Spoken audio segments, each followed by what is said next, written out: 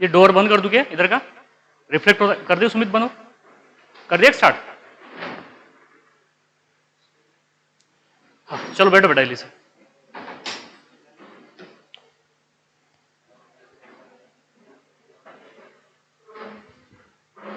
हाँ चलो ठीक है, आवाज आ रही है ना पीछे? हाँ हाँ चलो देखो अब बात करेंगे बेटा हम। देखो लास्ट लेक्चर में हमने बात की थी अल्कोहल के केमिकल रिएक्शंस की। केमिकल रिएक्शंस में आप अल्कोहल देखा है हमने, और अल्कोहल को डिस्टिंग्विश करने के लिए हम टेस्ट यूज करते हैं। कौन कौन सी यूज करते हैं? That is Lucas test use करते हैं, ऑक्सीडेशन मेथड यूज करते हैं, और एक विक्टर मेयर टेस्ट भी है। विक्टर मेयर डीपीबी में टेस्ट क्वेश्चन है ना, विक्टर मेयर टेस्ट है उसमें, विक्टर मेयर टेस्ट भी है। एक्चुअली विक्टर मेयर रिएजेंट में हम पर्टिकुलर रिएजेंट यूज करते हैं जो टर्शरी अल्कोहल कलर देता है। विक्टर मेयर रिएजेंट के साथ में वो देता है रेड कलर देता है, सेकेंडरी अल्कोहल ब्लू कलर देता है, और प्राइमरी अल्कोहल कलरलेस आरबीसी। लेकिन टर्शरी सेकेंडरी प्राइमरी उल्टा मत कर देना आपने। विक्टर मेयर टेस्ट में बताऊंगा आपको, पढ़ाऊंगा बेटा, ऐसी कोई बात नहीं कि पढ़ाऊंगा नहीं करके, लेकिन वो भी डिस्टिंग्विश टेस्ट है। किसको?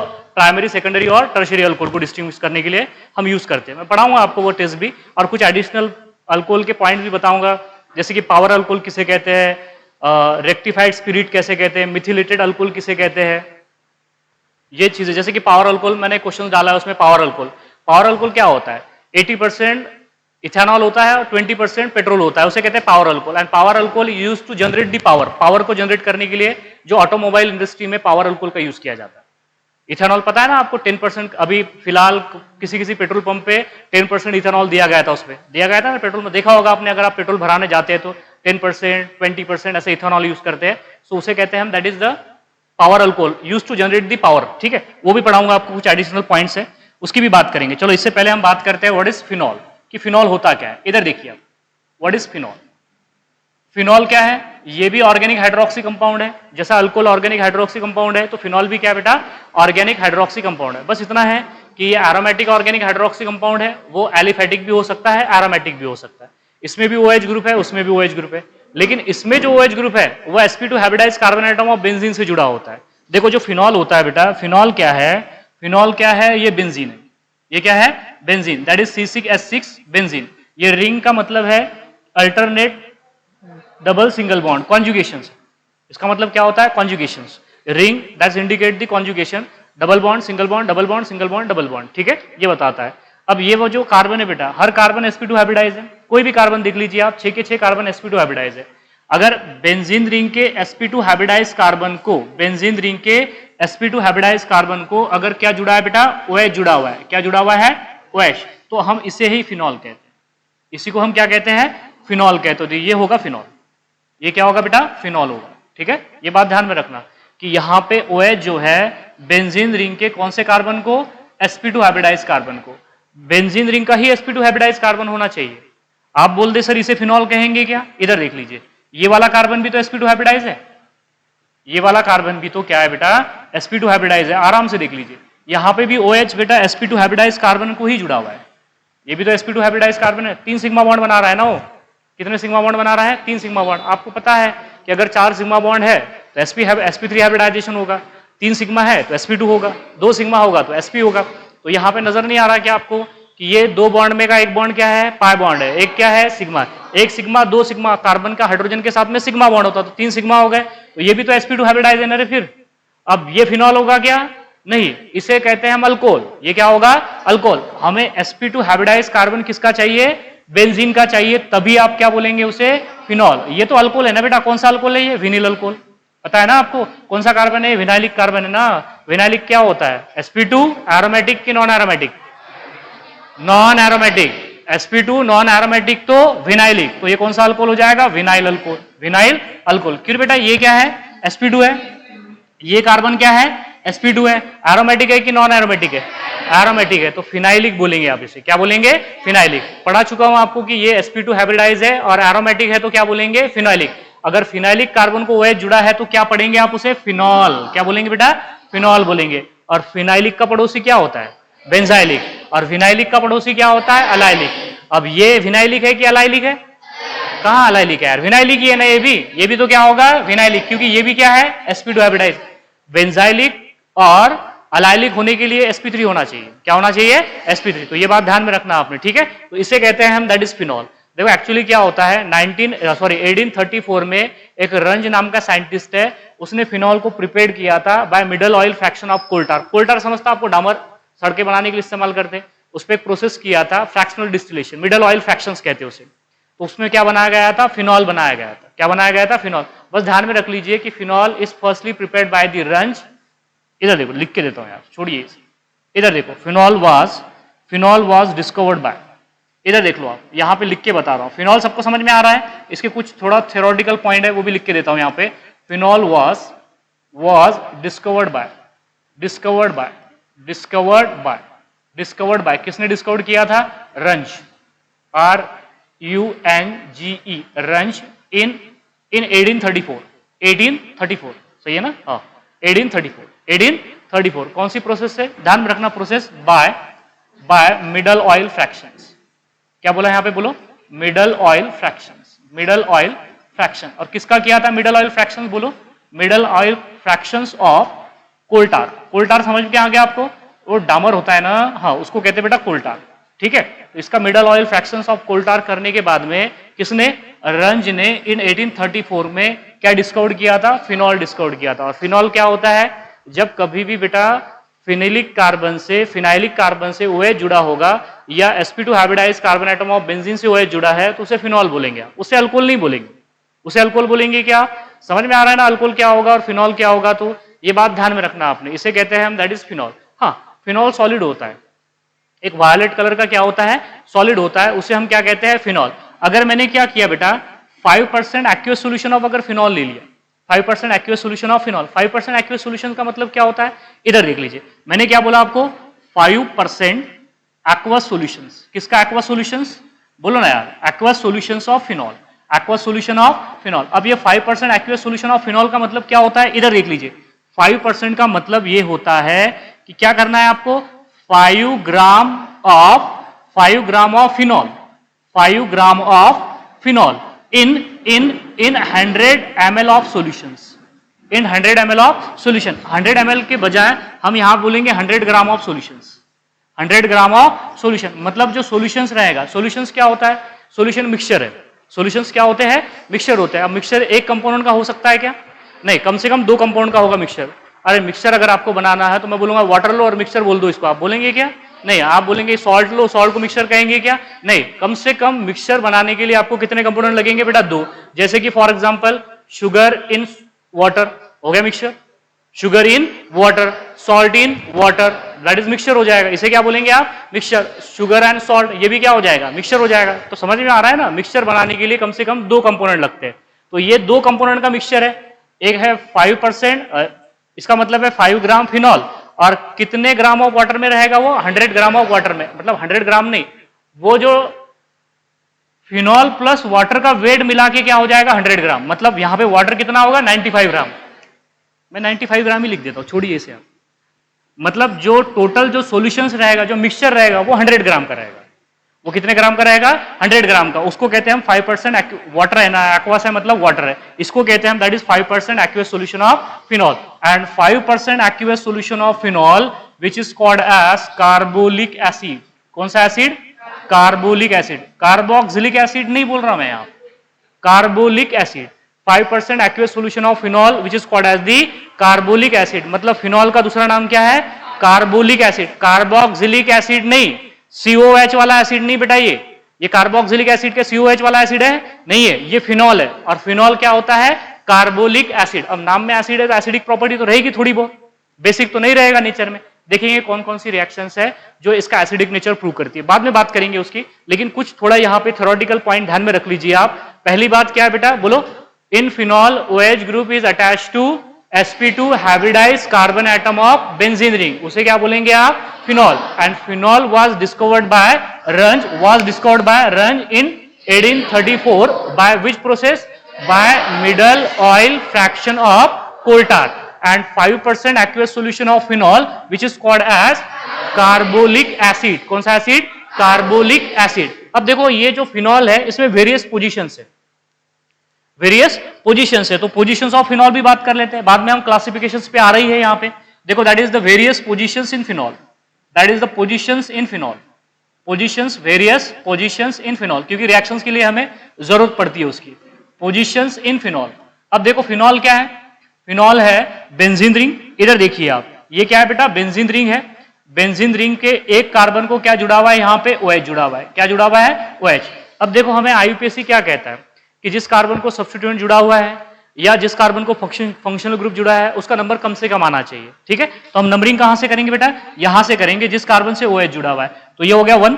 इधर देख लीजिए, ये पहला कार्बन हो गया, ये दूसरा कार्बन हो गया, ये तीसरा कार्बन, ये चौथा कार्बन, ये पांचवा और ये छठा। आप इधर से भी कर सकते थे, कोई फर्क नहीं पड़ता है, ऐसे ही तो होता। अब पहला कार्बन नजर आ रहा है आपको, पहला कार्बन, किसी भी कार्बन को हमने पहला कार्बन बोला है क्या, नहीं। जिसको क्या जुड़ा हुआ है, OH ग्रुप, फंक्शनल ग्रुप जुड़ा हुआ है। जिसको फंक्शनल ग्रुप जुड़ा है बेटा उसको नंबर दिया हमने 1। उसके बाद में 2, 3, 4, 5 या इधर से कर दीजिए आप, कोई फर्क नहीं पड़ता। अब पहला कार्बन नजर आ रहा है, जिस कार्बन को सब्स्टिट्यूएंट जुड़ा हुआ है उसे कहते हैं पहला कार्बन। अब वो पहले कार्बन से सबसे नजदीक जो पोजीशन है वो है 2 और 6। सबसे नजदीक कौन सी है, 2 और 6। बाद में क्या है, 3 और 4। और सबसे दूर कौन सी है, 4। तो ये जो 2 और 6 पोजीशन है बेटा इसकी, किसकी, किसकी, फिनॉल में की। फिनॉल में की जो 2, 6 पोजीशन है, 2, 6 के बाद में कौन सी है बोलो, 3, 5 पोजीशन है। लास्ट वन कौन सी है, 4। तो 2, 6 को कहते हैं हम ऑर्थो। क्या बोलते हैं बेटा इसको, बोलो ऑर्थो। 2, 6 को क्या कहते हैं, बोलो ऑर्थो पोजीशंस। कौन सी पोजीशंस, ऑर्थो पोजीशन। एंड 3, 5 को क्या कहते हैं, मेटा। क्या बोलते हैं इसे, मेटा पोजीशन। और 4 पोजीशन को क्या कहते हैं बेटा, पैरा पोजीशंस। क्या है, पैरा पोजीशन। एकदम अपोजिट साइड में सबसे दूर है, सबसे दूर है इसलिए सबसे प्यारा है, दैट इज कौन सा पोजीशंस, पैरा पोजीशंस। कौन सी पोजीशन, पैरा पोजीशन। 2, 6 को क्या कहते हैं, ऑर्थो। 3, 5 को क्या कहते हैं, मेटा। एंड 4 पोजीशंस को क्या कहेंगे, पैरा कहेंगे। रहेगी दिमाग में बात, यहाँ पे कुछ थोड़ा थ्योरेटिकल है, बस याद करिए आप इसे। 2, 6 ऑर्थो, 3, 5 मेटा एंड 4 को क्या बोलेंगे आप, पैरा पोजीशन। अब देख लीजिए, अब बता देता हूं इसका क्लासिफिकेशंस, फिनॉल का क्लासिफिकेशन। जिस प्रकार हमने बेटा अल्कोहल का क्लासिफिकेशन देखा है depending upon the number of OH group, monohydric alcohol, dihydric alcohol, polyhydric alcohol, देखा है कि नहीं देखा है, देखा है ना बेटा। नंबर ऑफ OH ग्रुप के बिहाफ पे हमने अल्कोहल को क्लासिफाई किया था। अगर किसी अल्कोहल में एक OH ग्रुप है तो मोनोहाइड्रिक अल्कोहल बोला, 2 OH ग्रुप है तो डायहाइड्रिक अल्कोहल बोला, 3 OH ग्रुप है तो ट्राहाइड्रिक अल्कोहल बोला, बोला कि नहीं बोला। लाइक दैट फिनॉल में भी तो OH ग्रुप है, तो फिनॉल में नंबर ऑफ OH ग्रुप के बिहाफ पे, नंबर ऑफ OH ग्रुप के बिहाफ पे हम फिनॉल को भी क्या कर सकते हैं, क्लासिफाई कर सकते हैं। तो इधर देख लीजिए बेटा, नेक्स्ट बात करेंगे हम किसका क्लासिफिकेशन, बोलो अरे किसका, मेरा है क्या क्लासिफिकेशन, ये चलो बोलो, classification of phenol, classification of phenol. And this classification of phenol, this classification of phenol is based on, किसके ऊपर बेस करता है क्लासिफिकेशन, बोलो बेटा, number of which group, OH group, number of OH group. OH group को कौन सा group कहते हैं, कौन सा ग्रुप कहते हैं, हाइड्रोक्सी ग्रुप। कौन सा ग्रुप कहते हैं इसे, hydroxy group, also called as the hydroxyl group. ये जो OH ग्रुप है बेटा, इस OH ग्रुप को हम क्या कहते हैं, मैंने लिखा के दिया था आपको कि क्या कहते हैं इसे, हाइड्रोक्सी, और also called as hydroxyl group. कौन सा ग्रुप, हाइड्रोक्सिल ग्रुप। तो नंबर ऑफ हाइड्रोक्सिल ग्रुप के बिहाफ पे आप फिनॉल को क्लासिफाई कर सकते हैं, क्या कर सकते हैं, classify into 3 categories, into 3 categories. पहला है, इधर देख लीजिए, पहला क्या होगा बोलो, मोनोहाइड्रिक फिनॉल। अरे क्या होगा, monohydric phenol. Monohydric phenol contain how many OH group, 1 OH group, जिसमें एक ही OH ग्रुप बेंजीन रिंग से डायरेक्टली जुड़ा होगा, उसे फिनॉल कब बोलेंगे, ये समझ में आ रहा है क्या आपको। OH ग्रुप जब बेंजीन से डायरेक्टली जुड़ा होगा बेटे, तब क्या बोलेंगे आप, फिनॉल। अगर बेंजीन से डायरेक्टली एक ही OH ग्रुप जुड़ा हुआ है, बाकी उधर उसके कितने भी हो उससे कोई मतलब नहीं, बेंजीन रिंग से डायरेक्टली अगर एक OH ग्रुप जुड़ा है तो मोनोहाइड्रिक फिनॉल, क्या बोलेंगे, मोनोहाइड्रिक फिनॉल। और बेंजीन रिंग से डायरेक्टली, समझ में आ रहा है ना, अरे बेंजीन रिंग से डायरेक्टली अगर 2 OH ग्रुप जुड़े हैं तो डायहाइड्रिक फिनॉल, डायहाइड्रिक फिनॉल, डायहाइड्रिक फिनॉल, डायहाइड्रिक फिनॉल। अगर बेंजीन रिंग से डायरेक्टली 3 OH ग्रुप जुड़े हैं तो ट्राइहाइड्रिक फिनॉल, ट्राइहाइड्रिक फिनॉल। चलो बात करते हैं एक एक करके अब, that is dihydric phenol, monohydric phenol and the trihydric phenol. जैसे फॉर एग्जांपल इधर देखो, अगर मैं सबसे पहले अगर बात करूं मोनोहाइड्रिक फिनॉल की, साइमल्टेनियसली नोमेनक्लेचर भी बता रहा हूं, ठीक है। इधर देख लीजिए आप, सबसे पहले बात करेंगे हम कौन सा फिनॉल, मोनोहाइड्रिक फिनॉल। स्लो लेके चलेंगे, मोनोहाइड्रिक फिनॉल, मोनोहाइड्रिक फिनॉल। अब monohydric phenol that contain 1 OH group, लिखो यहां पे या रहने दो, चलो इधर देखो, नहीं भी लिखे तो चलेंगे, आप समझदार है इतने, ठीक है। चलिए इधर देखिए, यहां पे बेंजीन रिंग है और यहां पे क्या है बेटा, OH, तो मोनोहाइड्रिक फिनॉल हो गया। क्या हो गया, मोनोहाइड्रिक फिनॉल। अरे है ना, एक OH ग्रुप है इसमें डायरेक्टली बेंजीन से जुड़ा हुआ, तो इसे ही हम क्या कहते हैं, फिनॉल कहते हैं। क्या कहते हैं इसे, फिनॉल। ठीक है, दूसरा देखिए आप, दूसरा देखो बेटा, दूसरा देखो आप, बेंजीन रिंग, ऊपर बॉन्ड क्या हो गया OH, यहां पे हो जाए CH3, यहां पे क्या हो जाए CH3, इसे भी क्या कहेंगे, फिनॉल, मोनोहाइड्रिक फिनॉल। कौन सा फिनॉल हो जाएगा, मोनोहाइड्रिक फिनॉल। एक ही OH ग्रुप है ना जो बेंजीन से इधर कुछ भी जुड़ा होना, उससे क्या मतलब है हमें, चाहे ClO, BrO, I हो, COOH हो, क्या फर्क पड़ता है, हमें सिर्फ देखना है कि बेंजीन रिंग से अगर डायरेक्टली एक OH ग्रुप जुड़ा है तो मोनोहाइड्रिक फिनॉल। क्या बोलेंगे आप इसे, मोनोहाइड्रिक फिनॉल। मुझे एक बात बताइए, ये कौन सी पोजीशन है, ऑर्थो, तो ऑर्थोमिथिल फिनॉल बोलेंगे इसे आप, ऑर्थोमिथिल फिनॉल या 2-मिथिल फिनॉल। अरे एक ही तो बात है, 2-मिथिल फिनॉल बोल दीजिए या ऑर्थोमिथिल फिनॉल बोल दीजिए, ऑर्थोमिथिल फिनॉल। तो चलो हम रेफरेंस लेके चलेंगे फिनॉल का, तो इसे क्या बोलेंगे, चलो बोलो बेटा, इसे कहते हैं ऑर्थोमिथिल फिनॉल। क्या बोलेंगे आप इसे, ऑर्थोमिथिल फिनॉल। और इस ऑर्थोमिथिल फिनॉल को अल्सो कॉल्ड एज कहते हैं ऑर्थोक्रेसॉल। क्या बोलते हैं इसे, ऑर्थोक्रेसॉल। क्या बोलेंगे, ऑर्थोक्रेसॉल। क्योंकि बेटा ये वाला देख लो, इसका अगर मैं दूसरा आइसोमर अगर बना दूं, तो इसका दूसरा आइसोमर बना दूं, यहां पे OH लगा दिया और यहां पे लगा दिया CH3, बोलो कौन सा क्रेसॉल, मेटाक्रेसॉल। अरे कौन सा क्रेसॉल, मेटाक्रेसॉल। और मेटाक्रेसॉल का दूसरा नाम क्या होगा, मेटाफिनिल फिनॉल, मेटामिथिल फिनॉल, मेटामिथिल फिनॉल। क्या बोलेंगे आप उसे, मेटाक्रेसॉल। क्या बोलेंगे, मेटाक्रेसॉल। अरे होगा ना मेटाक्रेसॉल, मेटाक्रेसॉल की तरह ही और क्या होगा बोलो, पैराक्रेसॉल होगा। क्या होगा, पैराक्रेसॉल। बेंजीन रिंग, ऊपर क्या हो जाएगा बेटा बोलो, OH, और नीचे क्या हो जाएगा CH3, नीचे क्या हो जाएगा CH3, बोलो क्या बोलेंगे आप इसे, पैराक्रेसॉल, पैराक्रेसॉल। अब आप इधर देखो, ऑर्थोक्रेसॉल, मेटाक्रेसॉल और पैराक्रेसॉल, तीनों के तीनों मोनोहाइड्रिक फिनॉल है। तीनों का मॉलिक्यूलर फार्मूला क्या है, सेम है। तीनों का मॉलिक्यूलर देखो ना, तीनों में भी, इसमें भी एक बेंजीन है, इसमें एक बेंजीन है, इसमें एक बेंजीन, इसमें एक OH है, इसमें एक CH3, इसमें एक OH, इसमें एक CH3, इसमें एक OH, एक में CH3। तो तीनों का मॉलिक्यूलर फार्मूला क्या है, सेम है। डिफरेंट क्या है, पोजीशंस ऑफ सब्स्टिट्यूएंट क्या हो गई, डिफरेंट हो गई। देखो ना, यहां पे अगर मैं पोजीशंस की बात करूं बेटा, तो इधर देखो आप, यहां पे ये 2-मिथिल है, यहां पे 1, 2, ये 3-मिथिल है, अरे है ना 3-मिथिल। और यहां पे क्या है बेटा, 1, 2, 3 और 4, मिथिल की पोजीशंस क्या होगी, चेंज हो गई, सब्स्टिट्यूएंट की पोजीशंस क्या होगी, चेंज होगी। तो कौन से आइसोमर, पोजिशनल आइसोमर। ऐसे कंपाउंड जिनका मॉलिक्यूलर फार्मूला क्या होता है, सेम, और पोजीशन ऑफ फंक्शनल ग्रुप या पोजीशन ऑफ सब्स्टिट्यूएंट क्या हो जाए, डिफरेंट, तो क्या बोलेंगे आप इन्हें, पोजिशनल आइसोमर, पोजिशनल आइसोमर। दोबारा से बताऊंगा आपको पोजिशनल आइसोमर में, लेकिन आपको समझ में आ गया ना यहाँ पे कि ऑर्थोक्रेसॉल, मेटाक्रेसॉल, पैराक्रेसॉल ये आपस में क्या रहेंगे, पोजिशनल आइसोमर। और दूसरी बात ये क्या है बेटा, monohydric phenol, monohydric phenol. Monohydric phenol समझ में आ रहा है, जिसमें एक OH ग्रुप बेंजीन से जुड़ा हो, उसे कहते हैं हम मोनोहाइड्रिक फिनॉल। सिमिलरली बात करेंगे किसकी, बोलो बेटा, डायहाइड्रिक फिनॉल। किसकी बात करेंगे, डायहाइड्रिक फिनॉल। अब बताइए डायहाइड्रिक फिनॉल में कितने OH ग्रुप बेंजीन से डायरेक्टली जुड़े होंगे, 2, उसे क्या कहते हैं, डायहाइड्रिक फिनॉल। जैसे फॉर एग्जांपल इधर देखो आप, इधर देखो बेटा, जैसे फॉर एग्जांपल बेंजीन रिंग, यहां पे क्या हो जाए OH, ये एक डायहाइड्रिक फिनॉल हो गया डायहाइड्रिक फिनॉल। इसका पोजिशनल आइसोमर बना सकते हैं हम, बना सकते हैं ना पोजिशनल आइसोमर। चलो इधर देखो आप, ये OH है, एक कार्बन छोड़ दो आप, यहां पे हो जाए, इसका भी पोजिशनल आइसोमर बना सकते ना, अरे बना सकते कि नहीं बना सकते, इसका पोजिशनल आइसोमर हो जाएगा ये वाला। क्या इसका पोजिशनल आइसोमर पॉसिबल है, अब आप सोच पा रहे हो ना कि क्या इसका पोजिशनल आइसोमर पॉसिबल है या नहीं है, नहीं है बेटा। देखो ना, हमने क्या कर दिया, 1, 2 तो कर दिया। अगर मैं इसकी बात करूं तो ये 1, 2 डायहाइड्रोक्सी बेंजीन है, सही है। अरे 1 हाइड्रोक्सी 2 हाइड्रोक्सी, या 1, 2 डायल बोल दीजिए आप, या 1, 2 डायल बोल दीजिए। ये पुराना रिकमेंडेशन है 1, 2 डायहाइड्रोक्सी, ये 1, 2 डायहाइड्रोक्सी है। ये क्या होगा बोलो, अरे बोलो रे, 1, 3 डायहाइड्रोक्सी। ये क्या हो जाएगा, 1, 4 डायहाइड्रोक्सी, 1, 4 डायहाइड्रोक्सी। ये भी आपस में क्या हो जाएंगे, पोजिशनल आइसोमर। क्या हो जाएंगे, पोजिशनल आइसोमर। और जो 1, 2 डायहाइड्रोक्सी बेंजीन है, 1, 2 डायहाइड्रोक्सी बेंजीन है, ये वाला विजिबल है ना। अरे ये 1, 2 डायहाइड्रोक्सी जो बेंजीन है बेटा, इसको कहते हैं कैटेकॉल।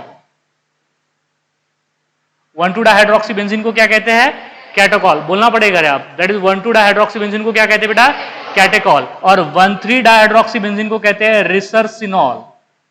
क्या बोलेंगे आप यहाँ पे, रिसरसिनॉल। क्या बोलेंगे, रिसरसिनॉल, रिसरसिनॉल।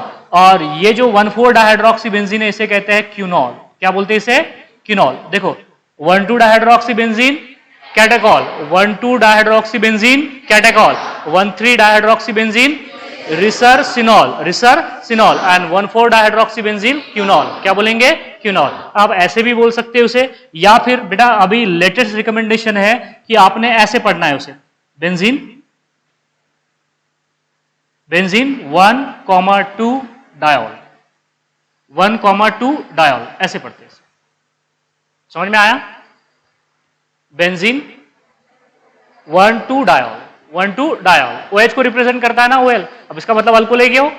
नहीं, इसका मतलब अल्कोहल है क्या हो बेटा? नहीं है, फिनॉल है। वो क्या हो जाएगा? फिनॉल। इसको क्या बोलेंगे? बोलो बेटा, चलो बोलो रे, इसको क्या बोलेंगे? Benzene 1,3 diol, 1,3 diol, 1,3 diol. इसे क्या पढ़ेंगे? बोलो, बेंजीन।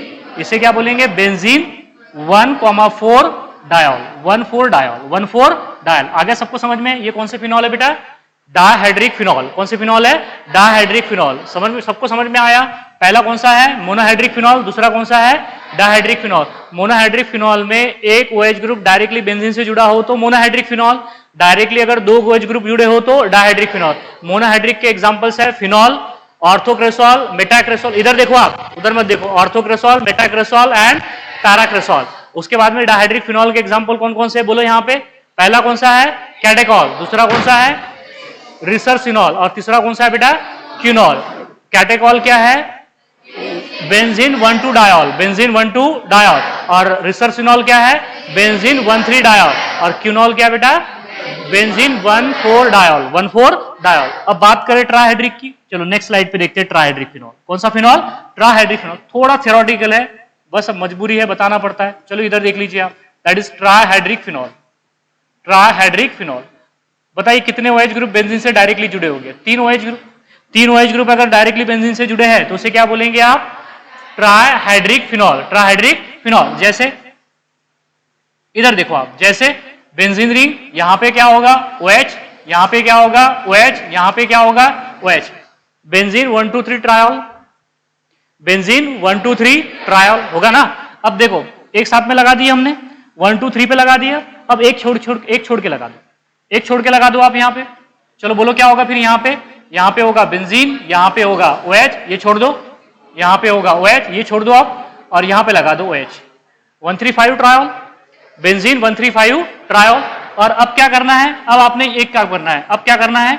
यहाँ पे लेना है, इधर देख लीजिए, ये बेंजीन, यहाँ पे है OH और यहाँ पे है OH, क्यूनॉल हो गया। क्या हो गया? क्यूनॉल। ऑर्थो पोजीशन पे OH लगा दो तो इसे कहते हैं हाइड्रोक्सी क्यूनॉल, हाइड्रोक्सी क्यूनॉल। अरे यार 1, 2, 4 है ना।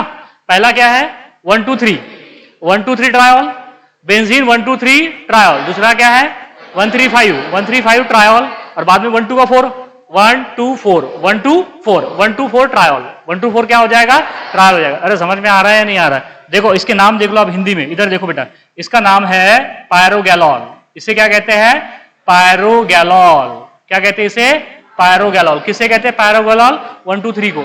1, 2, 3 को क्या कहते हैं? पायरोगैलॉल, पायरोगैलॉल। बेटा बोलो मत, अभी इधर देखो आप, पायरोगैलॉल। पायरोगैलॉल के बाद में 135 को कहते हैं फ्लूरोग्लूसिनॉल। फ्लूरो ये PH, फ्लूरोग्लूसिनॉल। क्या बोलेंगे? बोलो इसे, फ्लूरोग्लूसिनॉल, फ्लूरोग्लूसिनॉल। अब ये क्या था? बोलो, ये क्या था? क्यूनॉल है ना। ये क्या है? क्यूनॉल है। और क्यूनॉल को हाइड्रोक्सी लगा दिया तो उसे कहते हैं हाइड्रोक्सी क्यूनॉल। क्या बोलते हैं इसे? Hydroxy quinol, hydroxy quinol. समझ में आ गया? इसे क्या बोलेंगे बेटा? Hydroxy quinol. तो ये ट्राइहाइड्रिक फिनॉल है। पहला कौन सा है? बोलो, पहला कौन सा है? रे पायरोगैलॉल, पायरोगैलॉल। दूसरा कौन सा है? That is phloroglucinol, phloroglucinol. और तीसरा कौन सा है? Hydroxy phenol. देखो इन तीनों भी कंपाउंड में OH, 3 OH group directly benzene से जुड़े हैं तो कौन से फिनॉल हो जाएंगे? Trihydric phenol, trihydric phenol. अगर मैं इनके नोमेनक्लेचर की अगर बात करूं बेटा तो बोलो क्या होगा? बेंजीन, बोलो ये बेंजीन होगा, ये होगा 1, ये होगा 2 और ये होगा 3 और ये होगा ट्रायोल। Benzene 1, 2, 3 triol, benzene 1, 2, 3। पूछा जाएगा आपको कि बेंजीन 1, 2, 3 ट्रायोल को क्या कहते हैं? पायरोगैलॉल कहते हैं, फ्लूरोग्लूसिनॉल कहते हैं या हाइड्रोक्सीक्विनॉल कहते हैं? याद होना चाहिए फिर ये, इसलिए बता रहा हूं मैं आपको। आपको ऐसे थोड़ी बोल देंगे कि बताइए यहाँ पे ये क्या है, मोनोहाइड्रिक फिनॉल है कि डायहाइड्रिक फिनॉल, ऐसे स्ट्रक्चर दे देंगे, पूछ लेंगे बताइए मोनो या डाई या ट्राई है। ठीक है, ये तो बच्चे वाला सवाल हो जाएगा, वो बच्चे बता देगा, थोड़ा कॉन्वेंट का, उसको बोल देगा, एक बार बोलूंगा जिसमें 3 OH ग्रुप बेंजीन से डायरेक्टली जुड़ी है, हेक्सागोन से जुड़े होंगे, तो उसको ट्राइहाइड्रिक वो भी बोल देगा। फिर ऐसा तो वो पूछेंगे व्हाट इज पायरोगैलॉल, 1 2 3 1 2 4 1 3 5। हाँ ठीक है, अभी तो बोल दोगे आप, ठीक। चलो इधर देखो, इसको क्या बोलेंगे, चलो बोलो रे, इसको क्या बोलेंगे बेटा, बेंजीन। हाँ 1 3 5 ट्रायोल, 1 3 5 क्या बोलेंगे, ट्रायोल बोलेंगे। और नेक्स्ट क्या है ये यहाँ पे, बेंजीन, और ये क्या होगा, बेंजीन, और ये 1 2 4 1 2 4 क्या बोलेंगे, ट्रायोल, 1 2 का 4 ट्रायोल। सबको समझ में आ गया, क्लियर है बात? अरे समझ में आ रहा है या नहीं आ रहा है? So that is monohydric phenol, dihydric phenol and trihydric phenol. In monohydric phenol, one OH group attached to benzene ring, monohydric phenol, phenol, orthocresol, metacresol and paracresol. Then है dihydric phenol, dihydric phenol में 2 OH group directly attached to benzene ring which is called as dihydric phenol. Examples क्या था उसका? क्या examples है? Catechol, resorcinol and quinol. Catechol 1 2, resorcinol 1 3 and quinol 1 4. और उसके बाद में हमने ट्राइहाइड्रिक फिनॉल एग्जांपल देखा है, पायरोगैलॉल, फ्लोरोग्लिसरॉल एंड हाइड्रोक्सीनॉल। ये 1 2 3, ये 1 3 5, और वो वाला कौन सा है, 1 2 4 1 2 4। सबको समझ में आया? तो ये बात आपने ध्यान में रखना है, that is the trihydric phenol, trihydric phenol. अब देखो, अब आपको एक बात तो समझ में आ रही है कि इसमें डायहाइड्रिक में हो जाए, मोनोहाइड्रिक में हो जाए, ये पोजिशनल आइसोमर्स बताते हैं। तो phenol show positional isomers, phenol show the positional isomer, और साथ ही साथ फिनॉल फंक्शनल आइसोमर बताएगा क्या? बताएगा, बिल्कुल बताएगा। ये पढ़ा चुका हूं मैं आपको, जब अल्कोहल स्टार्ट किया था तो मैंने बताया था आपको कि फिनॉल बेटा, फिनॉल जो है अल्कोहल सिर्फ ईथर का ही फंक्शनल आइसोमर नहीं है, वो फिनॉल का भी आइसोमर है, लेकिन कंडीशंस क्या थी कि एरोमेटिक अल्कोहल होना चाहिए। कंडीशंस क्या थी? Aromatic alcohol. तो देखो इसके आइसोमर देख लेते हैं हम यहाँ पे, दैट इज द आइसोमर्स। किसके आइसोमर्स बोलो? फिनॉल के, that is the isomers of phenol, isomers of phenol, isomers of phenol. Phenol shows two types of isomerism. Phenol shows, इधर देखो बेटा, phenol shows two types of isomerism. Two types of isomerism shows कौन कौन से isomerism बताएगा? पहला क्या बताएगा बोलो? पोजिशनल। पहला क्या बताएगा? पोजिशनल, बिल्कुल बताएगा पोजिशनल। पहला बताएगा पोजिशनल। पोजिशनल के साथ में दूसरा कौन सा बताएगा? फंक्शनल। क्या फंक्शनल बताएगा? बिल्कुल बताएगा। इधर देख लीजिए बेटा, फंक्शनल भी बताता है। अब पोजिशनल किसके साथ में बताता है? With itself. ये बात ध्यान में रखना कि पोजिशनल किसके साथ बताएगा? विद इटसेल्फ, खुद ही में ही क्या बताता है? पोजिशनल बताता है। और खुद ही में बताएगा ना पोजिशनल। पोजिशनल के लिए दूसरे कंपाउंड लगेंगे क्या? नहीं, फंक्शनल के लिए दूसरे कंपाउंड लगते हैं, ठीक है। और फंक्शनल विथ, बोलो किसके साथ में बताएगा? फंक्शनल अल्कोहल के साथ में कि एरोमेटिक अल्कोहल के साथ में? Aromatic alcohol. ईथर के साथ में कि एरोमेटिक ईथर के साथ में? एरोमेटिक ईथर के साथ में, एरोमेटिक ईथर के साथ में। तो विथ क्या बोलना है आपने यहाँ पे? Aromatic alcohol. एरोमेटिक, अरे यार फिनॉल एरोमेटिक है ना, फिनॉल क्या है? एरोमेटिक है, तो अल्कोहल भी कौन सा लगेगा उसके लिए? एरोमेटिक लगेगा। विथ एरोमेटिक अल्कोहल एंड क्या बोलेंगे बोलो बेटा? And aromatic ether, and aromatic ether. पता है ना आपको एरोमेटिक ईथर? जैसा आपको एनिसोल बताया था मैंने, methyl phenyl ether which is called as the anisole, aromatic ether. तो ये बात ध्यान में रखना आपने। कौन सी बात यहाँ पे? Phenol shows two types of isomerism. पहला है positional isomerism with itself, positional isomerism with itself, and functional isomerism with aromatic alcohol and aromatic ether, aromatic alcohol and aromatic ether. देखो मेरे पास में एक फॉर्मूला है, एक मॉलिक्यूलर फॉर्मूला है बेटा, इधर देख लीजिए, ये वाला मॉलिक्यूलर फॉर्मूला है C7H8O, C7H8O। अब क्या है? अल्केन का मॉलिक्यूलर फॉर्मूला है। CnH2n+2 है क्या? CnH2n है क्या? CnH2n-2 है क्या? CnH2n-O है क्या? CnH2n+2O है क्या? CnH2nO2 है क्या? नहीं है। ना तो ये अल्कोहल है, ना तो ये अल्डिहाइड है, ना तो ये कीटोन है। समझ में आ रहा है ना आपको? देखो ना, कोई मॉलिक्यूलर फार्मूला फॉलो कर रहा है क्या ये? नहीं। तो बेटा ये जो मॉलिक्यूलर फार्मूला है ये फिनॉल का और एरोमेटिक अल्कोहल और एरोमेटिक ईथर का है। कार्बन कितने इसमें? 7। हाइड्रोजन कितने हैं? 8 है। इसके टोटल 5 आइसोमर है। दे show how many isomers? 5 isomer. Total कितने आइसोमर्स बताता है बेटा? ये 5 आइसोमर्स बताता है। अब कौन कौन से 5 आइसोमर? आइसोमर किसे कहते हैं समझ में आता है? जिनका मॉलिक्यूलर फार्मूला क्या होता है? सेम। आइसो का मतलब सेम, मर का मतलब मॉलिक्यूलर फार्मूला। मर का मतलब पार्ट होता है, लेकिन पार्ट से यहाँ पे हम ले रहे हैं मॉलिक्यूलर फार्मूला। जिनका मॉलिक्यूलर फार्मूला सेम होता है उन्हीं को हम क्या कहते हैं? आइसोमर्स कहते हैं। क्या कहते हैं? आइसोमर। और जिनका ज्योमेट्री सेम होती है, जिनका स्ट्रक्चर सेम होता है, उन्हें आइसोस्ट्रक्चरल कहते हैं। क्या कहते हैं उन्हें? आइसोस्ट्रक्चर। और जिनका शेप और फॉर्म सेम हो जाता है उसे आइसोमॉर्फ कहते हैं। इनऑर्गेनिक केमिस्ट्री में पढ़ाया था मैंने आपको, KCl, NaCl, MgSO4 CaSO4.7H2O आइसोमॉर्फ्स होते हैं। क्या होते हैं? आइसोमर। चलो आइसोमर की बात कर रहे हैं, आइसोमॉर्फ पे नहीं जाते। आइसोमर्स कितने हैं इसके? टोटल 5 है। 5 कौन कौन से आइसोमर है? इधर देख लीजिए आप। 5 अभी तो बताया यार, इधर देख लो, 3 तो अभी बताया आपको। ये क्या हो गया बोलो बेटा? ये हो गया ऑर्थोक्रेसॉल। ये क्या हो गया बोलो? ऑर्थोक्रेसॉल। ये हो गया ऑर्थोक्रेसॉल। ये क्या होगा बोलो बेटा? That is metacresol. Benzene ring, ऊपर बॉन्ड OH। यहां पे क्या होगा? CH3। कौन सा क्रेसॉल? मेटाक्रेसॉल। अरे इसलिए तो पोजीशन बताया ना आपको। 2,6 को कहते हैं ऑर्थो, 3,5 को क्या कहते हैं?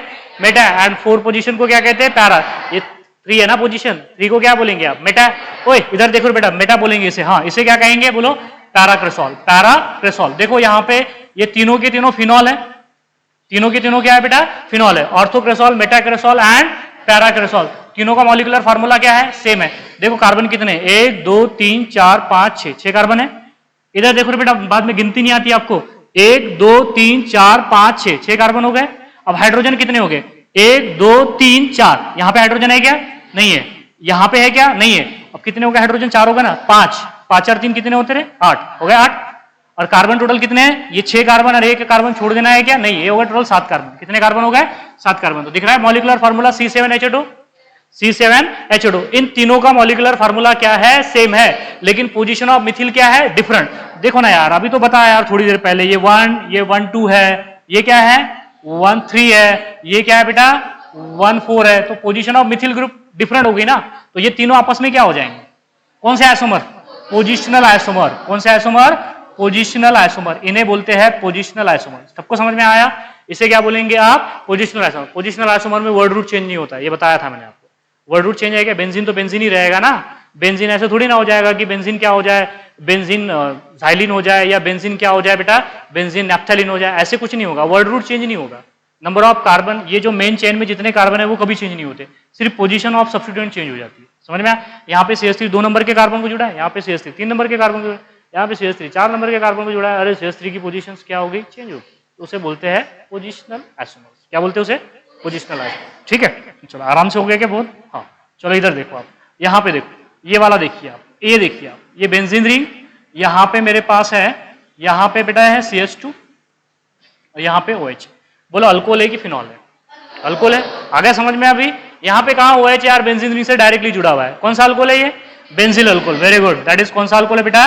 Benzyl alcohol. Benzyl alcohol. देखो मॉलिक्यूलर फार्मूला वही है, C7H2। C7H2, लेकिन ये अल्कोहल है, ये फिनॉल है। तो ये दोनों, ये तीनों इसके क्या हो जाएंगे? Functional isomer. कौन से आइसोमर? Functional isomer. या ये एक इन तीनों का क्या हो जाएगा? Functional isomer. सिमिलरली इथर भी देख सकते हैं अपन। Ether, methyl phenyl ether. Methyl phenyl ether को क्या कहते हैं? एनिसोल।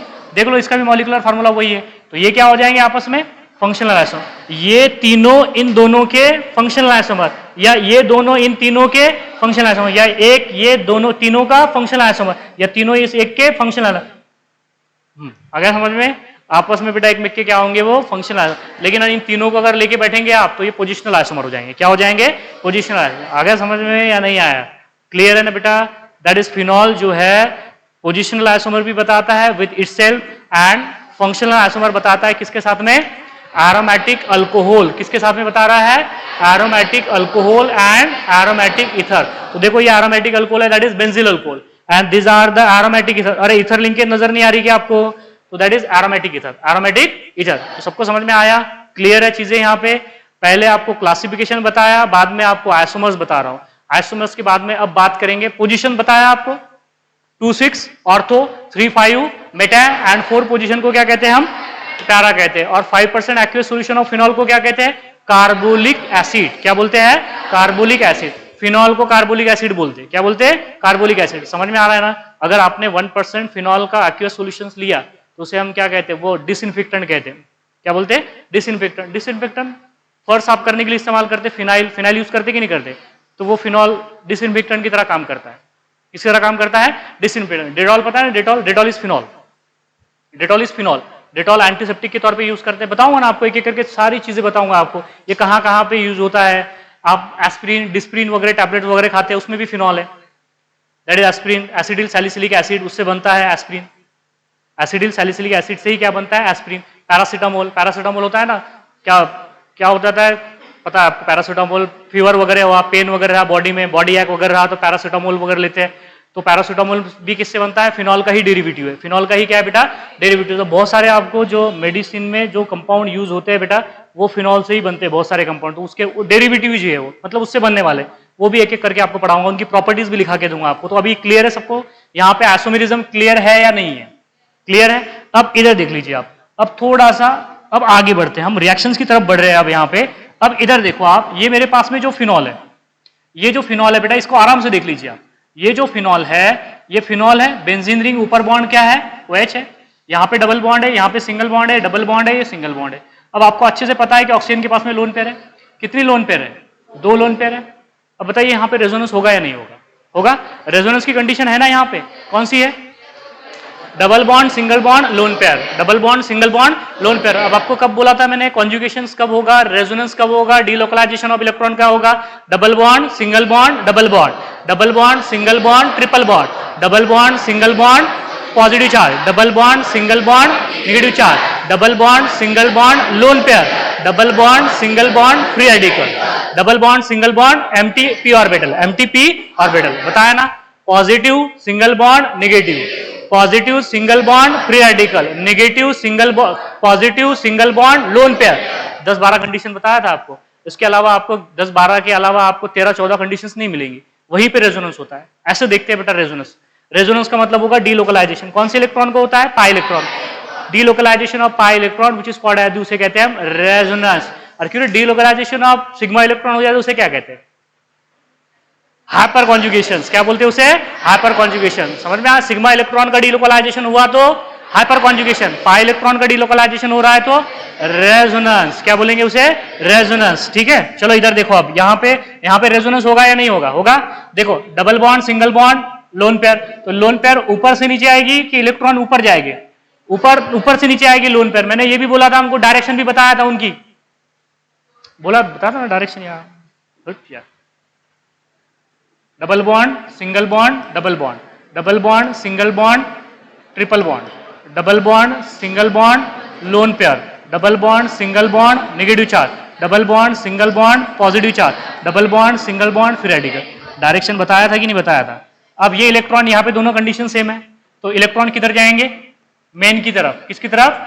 मेन की तरफ। ठीक है, मेन का मतलब होता है मोर इलेक्ट्रोनेगेटिव एटम। मेन का फुल फॉर्म बता रहा हूँ बेटा, that is more electronegative atom. More electronegative, अरे ये इधर जाएंगे ना यहाँ, तो ये किधर जाएंगे? इधर जाएंगे। अब मुझे एक बात बताइए, दोनों में से इलेक्ट्रोनेगेटिव ट्रिपल बॉन्ड है कि डबल बॉन्ड है? ट्रिपल बॉन्ड ज्यादा इलेक्ट्रोनेगेटिव होता है, तो ये इधर शिफ्ट कर जाएंगे, ये इधर शिफ्ट कर जाएंगे। ये किधर शिफ्ट करेंगे? इधर। ये इधर शिफ्ट करेंगे, ये किधर शिफ्ट करेंगे? इधर।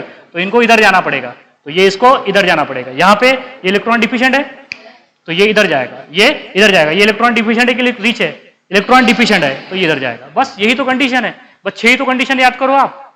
इसके अलावा आपको जो बाकी की कंडीशन है वो तो आएगी, लेकिन जनरली 90% केसेस में यही कंडीशंस आती है। तो यहाँ पे रेजोनेंस होगा यहाँ, बिल्कुल। Double bond single bond lone pair, तो देखो लोन पेयर से डबल बॉन्ड की तरफ इलेक्ट्रॉन आ रहे हैं, ये यहाँ से यहाँ पे आएगा, तो ये बॉन्ड टूट जाएगा, ये बॉन्ड टूटेगा। कौन सा बॉन्ड है ये? सिग्मा बॉन्ड है कि पाई बॉन्ड है? Pi bond. तो ये टूट के 2 इलेक्ट्रॉन इसके कहाँ पे आ जाएंगे? उसके एडजेसेंट पोजीशन पे। मतलब यहाँ पे क्या आएगा? Negative charge. चलो बोलो आगे क्या मिलेगा आपको? इधर देखिए आप, आगे मिलेगा आपको इस तरीके से। ऊपर क्या हो गया बोलो?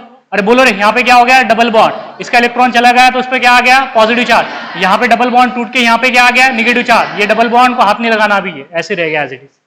अब देखो रेजोनेंस की कंडीशन है क्या? यहाँ पे double bond single bond negative charge, double bond single bond negative charge, और भी रेजोनेंस होगा। यहाँ पे माइग्रेशन होगा ना इलेक्ट्रॉन का, ये इलेक्ट्रॉन यहाँ से यहाँ पे, ये इलेक्ट्रॉन यहाँ से यहाँ पे। चलो नेक्स्ट स्ट्रक्चर कैसे मिलेगा आपको? ऐसे मिलेगा आपको नेक्स्ट स्ट्रक्चर। तो बोलो यहाँ पे क्या मिलेगा?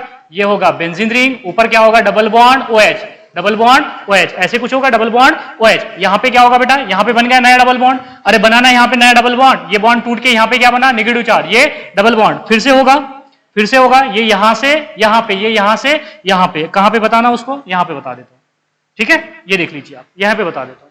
तो क्या होगा बोलो फिर? यहां पे होगा डबल बॉन्ड, यहां पे होगा डबल बॉन्ड OH, और ये पॉजिटिव, यहां पे डबल बॉन्ड, यहां पे नया डबल बॉन्ड बना, यहां पे क्या है? Negative charge, negative charge. अब देखो यहां पे और होगा क्या? रेजोनेंस होगा, बिल्कुल। ये यहां से यहां पे, और ये यहां से यहां पे, जैसे ऊपर से आया था नीचे, और नीचे से ऊपर चला जाएगा चुपचाप।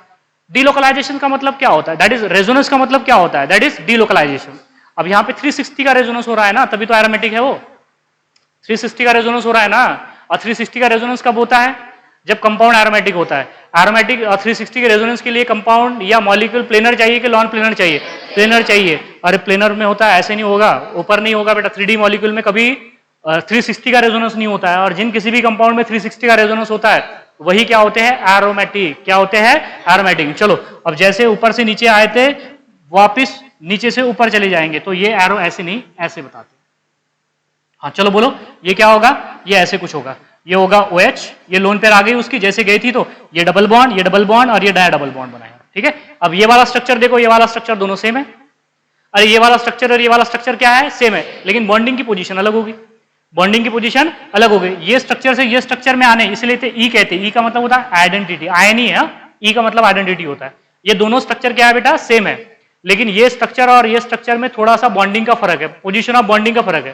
तो ये स्ट्रक्चर से ये स्ट्रक्चर में आने के लिए इन 3 स्ट्रक्चर में से गुजरना पड़ेगा। कौन कौन से स्ट्रक्चर? ये स्ट्रक्चर 1 है, ये स्ट्रक्चर 2 है, और सॉरी 2 है ना, हाँ ये क्या होगा? 2 होगा। ये क्या होगा बेटा? 2 होगा, और ये क्या होगा? 3।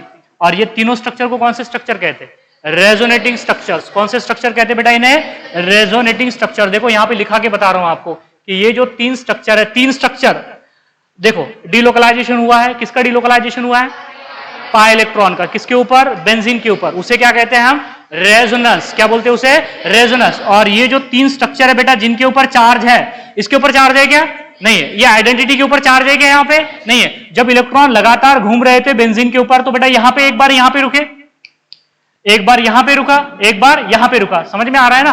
कितने पोजीशन पे रुका है? नेगेटिव चार्ज 3 पोजीशन पे। जैसा बेटा आप बस में बैठते हो तो उसका बस का स्टॉप रहता है ना, रुकती है ना, ये लगातार चलती रहती है, आपको जहां उतरना है वहां पे उतार देती है। तो वैसे ही बेटा इलेक्ट्रॉन का लगातार डीलोकलाइजेशन हो रहा है, और वो डीलोकलाइजेशन होने के दौरान इलेक्ट्रॉन कहीं पे रेस्ट कर रहे हैं। जिस पोजीशन पे वो रेस्ट कर रहे हैं वो इलेक्ट्रॉन रीच होगी कि इलेक्ट्रॉन डिफ्यूजन होगी? इलेक्ट्रॉन रीच हो जाएगी। तो समझ में आ रहा है ना? टोटल 6 कार्बन है। 6 कार्बन में से 6 जो पोजीशन है, 6 पोजीशन में सिर्फ 6 कार्बन पे सिर्फ वो 3 बार ही रुक रहे हैं। एक बार यहां पे रुक रहे हैं, एक बार यहां पे रुक रहे हैं, एक बार यहां पे रुक रहे हैं। ठीक है, तो ये पोजीशन, ये डीलोकलाइजेशन की वजह से इलेक्ट्रॉन रीच होती है।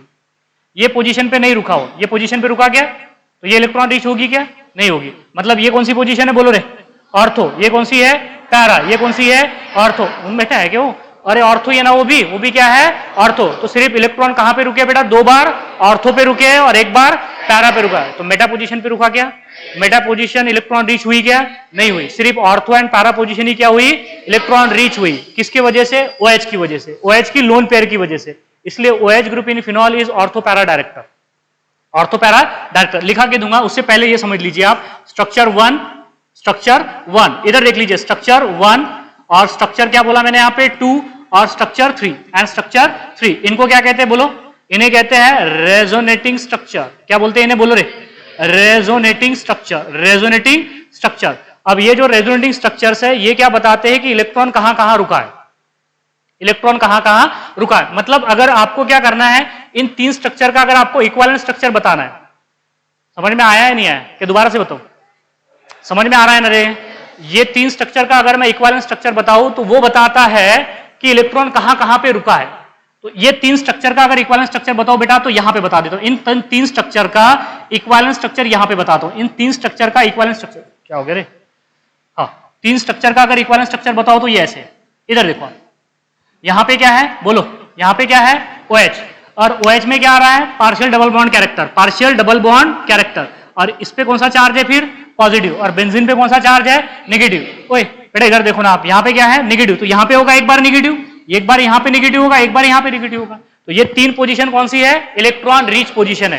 तो इसे कहते हैं हम रेजोनेंस हाइब्रिड। क्या बोलते हैं इसे बोलो? Resonance hybrid. ये 3 स्ट्रक्चर का इक्विवेलेंट स्ट्रक्चर है। देखो ना यार, ये 3 स्ट्रक्चर में यहाँ पे एक बार नेगेटिव चार्ज यहाँ पे रुका, एक बार यहाँ पे रुका, एक बार यहाँ पे रुका। तो ये तीनों का इक्विवेलेंट स्ट्रक्चर है ना, ये तीनों का इक्विवेलेंट स्ट्रक्चर बता रहा है कि इलेक्ट्रॉन कहां कहां पे रुके हैं, इलेक्ट्रॉन का कहां कहां पे स्टॉप था। इसे बोलते हैं हम कौन सा structure? Resonance hybrid. Resonance hybrid. अब ये आप इस रेजोनेंस हाइब्रिड को देखिए, OH के पास में, ऑक्सीजन के पास में लोन पेयर थी, वो लोन पेयर का लगातार डीलोकलाइजेशन हुआ। डीलोकलाइजेशन होने की वजह से फिनॉल में की 2 position ortho and para positions क्या होगी? इलेक्ट्रॉन रिच की इलेक्ट्रॉन डिफिशिएंट। Electron rich. अब बताइए ortho and para position phenol में की इलेक्ट्रॉन रिच है कि इलेक्ट्रॉन डिफिशिएंट है? इलेक्ट्रॉन रीच है। अब इलेक्ट्रॉन रिच स्पीसीज पे इलेक्ट्रॉन डिफिशिएंट स्पीसीज अटैक करेगी कि रिच स्पीसीज अटैक करेगी? Electron deficient species. और इलेक्ट्रॉन डिफिशिएंट स्पीसीज को इलेक्ट्रोफाइल कहते हैं कि न्यूक्लियोफाइल कहते हैं? इलेक्ट्रोफाइल। तो इस पोजीशन पे कौन अटैक करेगा? इलेक्ट्रोफाइल। कौन सी पोजीशन पे? ऑर्थो एंड पैरा पोजीशन पे। मेटा पोजीशन पे करेगा क्या? नहीं। सबको समझ में आ रहा है ना? मतलब ये जो रिएक्शंस होगी इलेक्ट्रोफिलिक रिएक्शंस होगी। कौन सी रिएक्शन होगी? इलेक्ट्रोफिलिक। अरे अटैकिंग रिएजेंट कौन है? इलेक्ट्रोफाइल। तो कौन सी रिएक्शन हो जाएगी? Electrophilic reaction. Electrophilic reaction. बताइए सब्स्टिट्यूशन होगी कि एडिशन होगी? सब्स्टिट्यूशन होगी। मैं बताऊंगा आपको, अभी वेट कीजिएगा। एडिशन नहीं होती है। मैंने बोला था जिसमें डिग्री ऑफ अनसैचुरेशन होता है ग्रेटर देन 0 वो एडिशन रिएक्शन देते हैं। बोला था कि नहीं बोला? लेकिन यहां पे नहीं होगा वो। यहां पे अनसैचुरेटेड है, डिग्री ऑफ अनसैचुरेशन है। बेंजीन में डिग्री ऑफ अनसैचुरेशन कितना है बताइए मुझे आप? आईजीडी कितना है? 4 है। 3 पाई बॉन्ड 1 रिंग है। पाई बॉन्ड प्लस रिंग को क्या कहते हैं? आईजीडी। और रिंग प्लस पाई बॉन्ड को क्या कहते हैं बेटा? आईजीडी। तो रिंग कितनी है? 1 है। पाई बॉन्ड कितने हैं? 3 है। तो आईजीडी कितना हो गया? 4। तो सैचु है कि अनसैचु है? अनसैचुरेटेड। बट ये देता है सब्स्टिट्यूशन रिएक्शन। कौन सी रिएक्शन? Substitution reaction. आपको एक बात समझ में आ रहा है कि OH group in phenol activate the ortho and para positions of phenol toward electrophilic substitution reaction. Electrophilic substitution reaction. So that is phenol में का जो OH ग्रुप है वो ऑर्थो पैरा डायरेक्टर है। क्या है? Ortho para director. इसी को कहते हैं ortho para. That activate the ortho and para positions toward the electrophilic substitution reaction. देखो यहाँ पे लिखा के देता हूँ। ये समझ में आ गया ना? लिख के देखना पड़ेगा, प्रैक्टिस करना पड़ेगा तो आएगा बेटा ये। मैं पहले इससे पहले भी बता चुका हूँ आपको, जब भी आ रहा है तब भी बता रहा हूं आपको, और आपको भी लिख के देखना पड़ेगा। ठीक है? यहां पे देखो मैंने क्या बोला आपको, ये बात ध्यान में रख लीजिए। सबसे पहला पॉइंट क्या बोला मैंने आपको? OH group.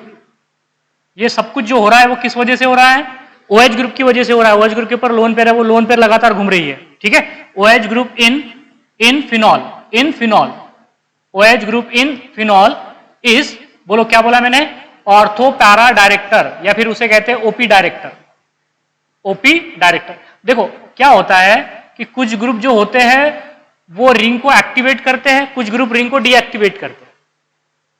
तो रिंग एक्टिवेटिंग और रिंग डीएक्टिवेटिंग ग्रुप होते हैं। पढ़ाऊंगा आपको मैं फिनॉल, जैसे जैसे होगा बेटा फिनॉल में ही पढ़ाने वाला हूं आपको कि रिंग एक्टिवेटिंग ग्रुप क्या होते हैं, रिंग डीएक्टिवेटिंग ग्रुप क्या होते हैं। तो ये रिंग एक्टिवेटिंग ग्रुप है OH है, Cl है, OCH3 है, NH2 है। ये रिंग एक्टिवेटिंग ग्रुप है। और रिंग की कौन सी पोजीशन को एक्टिवेट करते हैं? ऑर्थो पैरा पोजीशन को एक्टिवेट करते हैं। इसलिए इसे क्या बोला है? OP director, ortho para director. Ortho para कोई फिल्म का डायरेक्टर नहीं है वो। हाँ समझ में आ रहा है? ये OH ग्रुप जो है ऑर्थो एंड पैरा पोजीशन को क्या करता है? एक्टिवेट करता है। लिख दूं क्या यहाँ पे? विच एक्टिवेट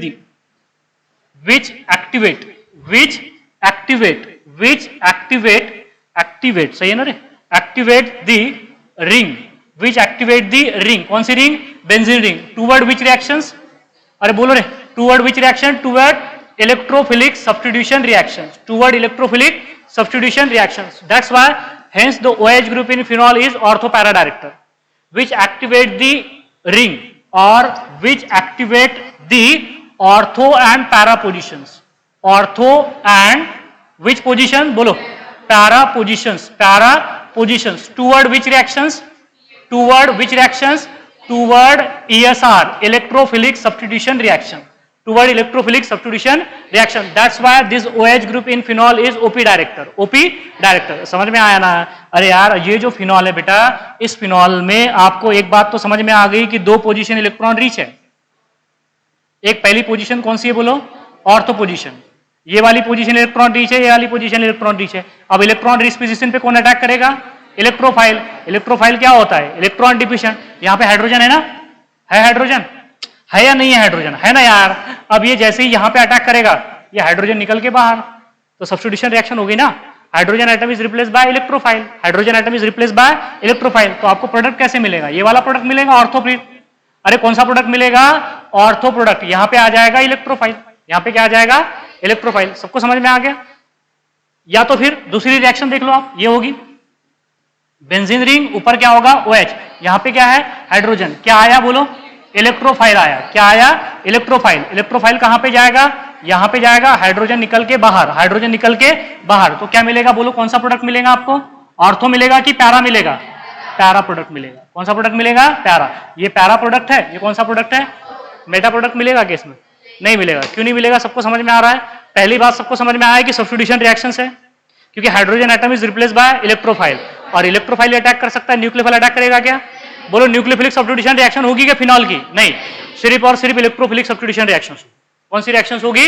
इलेक्ट्रोफिलिक सब्स्टिट्यूशन रिएक्शन। देखो अब ये OH ग्रुप की वजह से भी रिएक्शंस होती है, वो भी पढ़ाऊंगा आपको। रिएक्शन आने दीजिए, सिर्फ अभी मैं आपको रिंग की रिएक्शन बता रहा हूं। रिंग की देखो ऐसा नहीं है बेटा, इसमें दो तरीके की रिएक्शंस होती है, एक रिंग की वजह से, एक OH ग्रुप की वजह से। तो अभी सिर्फ मैं आपको रिंग की वजह से जो रिएक्शन हो रही है वो बता रहा हूं। कौन सी रिएक्शंस होगी? ESR, electrophilic substitution reaction. Electrophilic substitution reaction clear है सबको? ऑर्थो और पैरा प्रोडक्ट ही मिलते हैं, कई बार दोनों मिल जाते हैं, कई बार एक एक भी मिलते हैं, कई बार दोनों भी मिलते हैं। कब दोनों मिलेंगे, कब एक एक मिलेगा, कौन सा प्रोडक्ट मेजर रहेगा, कौन सा प्रोडक्ट माइनर रहेगा जब दोनों मिलेंगे, ये भी बात करेंगे। आप बताओ अगर दोनों भी मिले तो कौन सा प्रोडक्ट मेजर रहेगा, ऑर्थो की पैरा? पैरा, क्योंकि ये दोनों ग्रुप एक में के क्या होंगे? Opposite side. तो मॉलिक्यूल क्या होगा? स्टेबल। यहाँ पे थोड़ा बहुत रिपेल करेंगे ना, पास है तो क्या करेंगे? थोड़ा बहुत रिपेल करेंगे। आया सबको समझ में? क्लियर है ना? तो these are the reactions of, अभी रिएक्शंस पढ़ाना बाकी है, सिर्फ मैं ये बता रहा हूं कि रिंग की वजह से जो रिएक्शंस होगी, किसकी? फिनॉल की। कौन सी होगी? Electrophilic substitution reaction, because OH group in phenol is ortho para director which activate the ring toward the electrophilic substitution reaction. Which position? Ortho and para position. Due to resonance, that's OH group activate the ortho and para position. That's it becomes the ortho and para position become electron rich, on which the electrophile get attacks. That's why that reaction is a ESR. ये OH group की वजह से बेटा, ये अभी तो बताया कि इस OH ग्रुप की वजह से ये ऑर्थो एंड पैरा पोजीशन क्या हो रही है बेटा? Electron rich. अब ये इलेक्ट्रॉन रिच है ना, देखो ना, अब ये कौन सी पोजीशन है? इलेक्ट्रॉन रिच, मतलब जहां पे इलेक्ट्रॉन की डेंसिटी क्या है? ज्यादा है। अब इलेक्ट्रॉन की डेंसिटी यहां पे ज्यादा है तो यहां पे कौन अटैक करेगा? इलेक्ट्रोफाइल। वही तो बोल रहा हूं मैं आपको यहां पे कि यहां पे कौन अटैक करने वाला है? इलेक्ट्रोफाइल। कौन सी पोजीशन इलेक्ट्रॉन रिच है? Ortho and para position. Meta position electron rich है क्या? नहीं। तो मेटा पोजीशन पे इलेक्ट्रोफाइल अटैक करेगा क्या? नहीं। सिर्फ कहां पे करेगा? ऑर्थो एंड पैरा पोजीशन पे। ऑर्थो पे करेगा तो ऑर्थो प्रोडक्ट, पैरा पे करेगा तो पैरा प्रोडक्ट, दोनों पे करेगा तो ऑर्थो प्लस पैरा, और दोनों पे करेगा तो पैरा प्रोडक्ट क्या रहेगा? मेजर रहेगा, और ये क्या रहेगा? Minor product. ये क्या रहेगा? Minor product. समझ में आ गया? क्लियर है बात? यहाँ पे दोबारा से सुनो बेटा, that is phenol benzene ring bond OH which is called as the phenol, also called as the बेंजीनॉल भी कहते हैं उसे, also called as क्या कहते हैं उसे? Benzenol. Phenol is also called as benzenol. ये बात ध्यान में रखना आपने कि that is phenol which is also called as benzene था ना, is replaced by OL which is also called as the बेंजीनॉल, and it was discovered by the Runge in 1834 by middle oil fraction of coal tar. समझ में आ गया? That is the various position in phenol. That is 1, 2, 1, 3, 2, 6 को कहते हैं ortho, 3, 5 को कहते हैं मेटा, and 4 को कहते हैं पैरा पोजीशन। उसके बाद में क्या बताया था? 5% aqueous solution of phenol which is called as the carbolic acid. उसके बाद में क्या देखा है हमने? That is position classification. Classification में हमने देखा है कि phenols are classified into how many types? 3 types, depending upon the number of OH group. Monohydric phenol, dihydric phenol, and the trihydric phenol. Monohydric phenol, phenol, orthocresol, metacresol, paracresol. Dihydric phenol, catechol, bisphenol, and quinol. समझ में आया? 1,2-dihydroxybenzene, 1,3-dihydroxybenzene, and 1,4-dihydroxybenzene. Trihydric phenol, that is pyrogalol, fluoroglycinol, and the hydroxyquinol. Pyrogalol 1, 2, 3, fluoroglycinol 1, 3, 5, and हाइड्रोक्सीक्विनॉल 1, 2, 4 बता चुका हूं आपको ये। So that is trihydric phenol. उसके बाद में क्या बताया? ट्राहाइड्रिक फिनॉल के बाद में हमने देखा है that is phenol shows the isomerism. They show the 2 types of isomerism. Number 1 positional with itself and functional with aromatic alcohol and aromatic ether. C7H8O के टोटल 5 आइसोमर है। पहला 3 isomer orthocresol, मेटाक्रेसॉल, paracresol positional isomer है। Benzyl alcohol and the anisole functional isomer. कौन से isomer है? Functional isomer. इसमें बाद में बताया OH group in phenol is ortho para director which activate the ortho and para position toward the electrophilic substitution reaction. सबको समझ में आया? ये भी बताया आपको रेजोनेंस कब होगा, कब नहीं होगा। रेजोनेंस हाइब्रिड क्या है, ये अच्छे से लिखा है ना मैंने, आप भी बेटा अच्छे से लिखना है इसको, ठीक है? क्लियर है बात? यहाँ पे कल बात करेंगे हम प्रिपरेशंस ऑफ फिनॉल की और simultaneously chemical reactions of phenol, ठीक है? और जो संडे को टेस्ट होगी वो हैलोअल्केन पे पहले टेस्ट दो आप, बीच में फिर मैं अल्कोहल पे टेस्ट लूंगा एक, ठीक है? पहले हैलोअल्केन पे एक बेटा अच्छी टेस्ट है, एनसीईआरटी लेवल की एक अच्छी टेस्ट है बेटा, देखो आप, आपको अच्छा लगेगा। अगर पढ़ेंगे आप, पढ़ के आएंगे तो आपको सॉल्व भी करते आएगा, नहीं तो थोड़ी फिर डिफिकल्ट लगेगी, ठीक है? संडे को जो टेस्ट होगी वो हैलोअल्केन्स एंड हैलोअरीन्स पे होगी, और टेस्ट मिस मत करो बेटा, अच्छी टेस्ट है वो, देखना आप। और उसके बाद में हम बीच में कई अल्कोहल की टेस्ट भी ले लेंगे, ठीक है? हाँ, जो अल्कोहल की डीपीपी दिया है बेटा वो एक्सप्लेन करना पड़ेगा क्या? अल्कोहल की डीपीपी एक्सप्लेन करना पड़ेगा या आंसर शेयर कर दूं उसके? आंसर शेयर कर देता हूं मैं, डिफिकल्टी रहे तो बताना मुझे, नहीं तो बोर्ड पे बता दूंगा, ठीक है?